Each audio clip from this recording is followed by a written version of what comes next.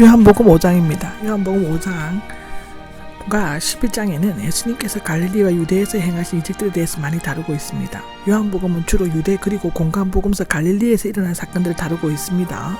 그리고 1절과 18절까지는 예수님께서 안식일에 병을 고치신 일과 그로 말미암아 유대인들과 논쟁을 벌인 사건이 기록되어 있고요. 이때로부터 시작된 논쟁은 눈먼 자를 고치신 일과 나사로를 다시 살리신 일로 이루어져 있습니다. 끝내는 예수님의 순환과 십자가로 종결되어지고 있습니다. 1절에는 그 후회가 나오는데 앞에 사건이 일어난 후 어느 정도의 시간이 흐른 어느 시점을 말하죠.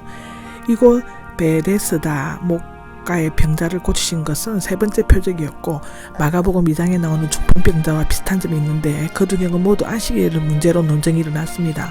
유대인들의 명절, 이 명절이 무슨 명절인지 대해서는 많은 논란이 있는데 3일의 불임절, 4월의 유월절, 5월의 오순절, 9월의 나팔절, 10월의 초막절이고 12월에는 수전절이 등이 있는데 모두가 나름대로의 타당성이 있습니다. 사본에 따라서는 명절이란 말 앞에 간사가 붙이는 것이 있는데 그 위에는 유월절 아니면 장막절일 것입니다. 이 명절 문제는 예수님의 연대를 전하는 데서 다소 도움이 줄 줄은 모르지만 신앙적인 문제에서는 그렇게 중요한 의미를 두지 않습니다. 시간이 뭐가 중요하겠습니까? 2절을 보면 양의 문이 나오죠.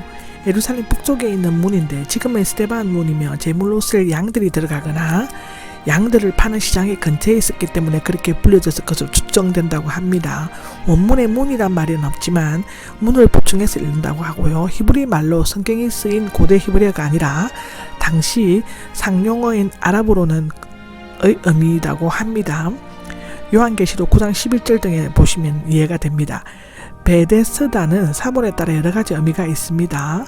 베데스다는 자비의 집, 또 베드자는 올리브의 집, 또 베드사이다는 고기 잡는 집인데 아마도 그곳에 행각 5이 목을 감추듯 둘러싸서 있으므로 자비, 공률의 집이라고 불렀던 것은 이상하지 않다고 하는데요. 여기 못은 헤엄치다, 사도행전 27장 43절에서 유래되었다고 하고 수영을 하기 위한 못을 말하는데 5개의 기둥으로 둘러싼 행각인데요.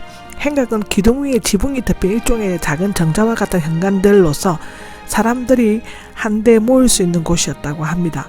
명칭이 여러 개로 유래되어 있고 사도행전 17장 18절을 참조하시고요. 요한복음 10장 23절, 사도행전 3장 11절도 보시면 됩니다. 시크는 1888년에 안토니아 요새 부근에 있는 사원 북쪽에서 상동의 연못을 발견했는데 그중 하나는 5개의 행각을 가지고 있었다고 합니다. 3절입니다. 3절에는 수많은 병자들이 있는데 여기에 병자들은 약하다, 힘이 없다, 앓다에서 유래되었으며 겉으로는 크게 불구 상태가 드러나지 않았지만 내적으로 병세가 뚜렷한 각종 질병들을 총칭하고 있다고 합니다. 팔다리가 마비된 것은 땅이 마르거나 손발이 마비된 것을 의미하는데 아마도 손이 마비되어 수족이 오그라든 환자를 나타내는 것 같으며 38년 된 병자도 이런 병에 걸릴 수가 있습니다. 이들은 그 당시 유대인들의 정신 상태를 나타낸다고 보여지는데 그들은 하나님의 진리를 올바르게 보지 못했고 즉 눈먼 사람이었고요. 하나님 앞에서 똑바로 행하지 못했다 즉 다리를 저는 사람이고 하나님이 택한 백성으로서 무기되겠다 즉 마비된 사람이라고 하는데요.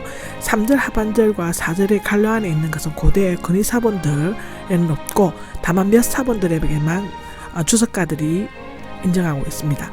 아마도 이 구절은 병자들이 왜 목가에서 기다리는가를 설명하기 위해 첨가된 것으로 보여지는데 이 못이 가늘천이어서 물이 솟구칠 때 먼저 들어가면 병이 낫는다고 천사와 연결시켜 전해온 이야기를 그대로 옮겨놓은 것일 수도 있다고 합니다. 유대인들은 간헐천의 치유력을 천사의 활동으로 설명하고 있습니다.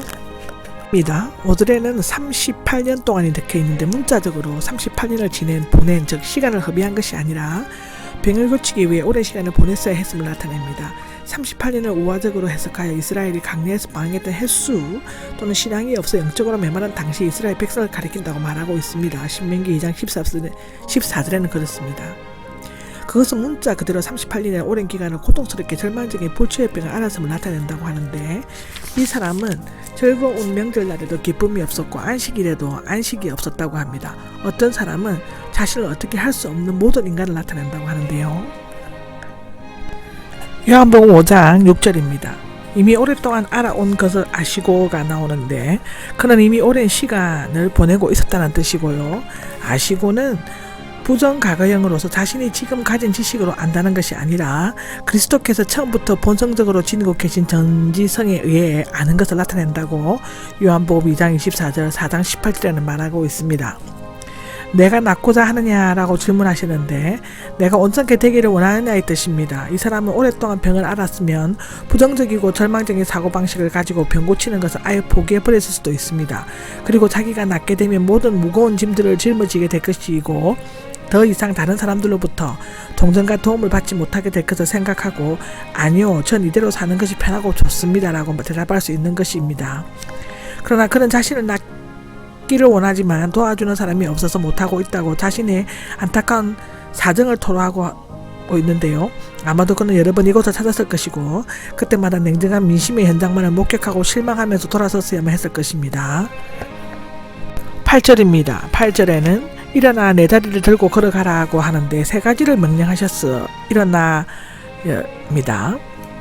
여기서 세 가지는 중풍병자를 고치실 때와 같은 말씀을 하셨습니다. 38년 된 부부자에게 일어나라는 명령을 말씀은 엄청난 도전과 모험을 필요로 하였습니다.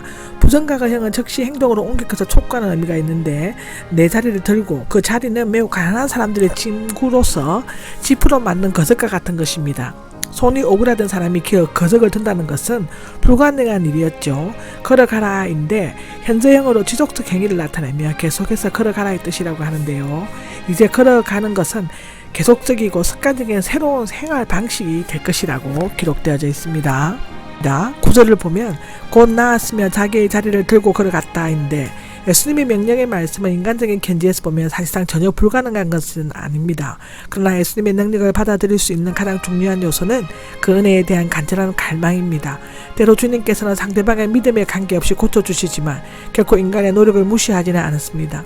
기적은 우리의 뜻과 하나님의 능력이 상호협동할 때 가능하다게 되는데 만일 그 사람이 예수님께서 불구자인 자신을 노리는 것이 아니냐고 생각했다면 그 기적은 일어나지 않았을 것입니다. 주님께서는 엎어버린 그릇에 기적의 긍휼을 담지는 않으십니다.